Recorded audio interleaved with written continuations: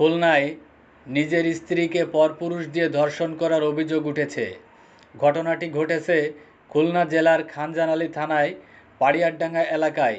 ভুক্তভোগী জানায়, তার স্বামী দীর্ঘদিন ধরে তার সাথে শারীরিক ও মানসিক নির্যাতন করত, এছাড়া যৌতুকের দাবি করত।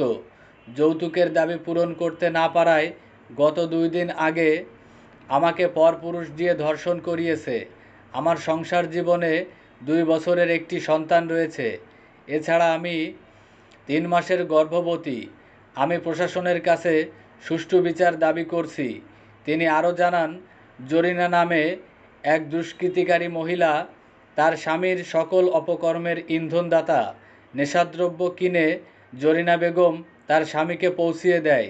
এছাড়া এলাকায় আরও বেশ কিছু অপকর্মের অভিযোগ রয়েছে জরিনার নামে। জরিনা একজন সক্রিয় নারী পাচারকারী।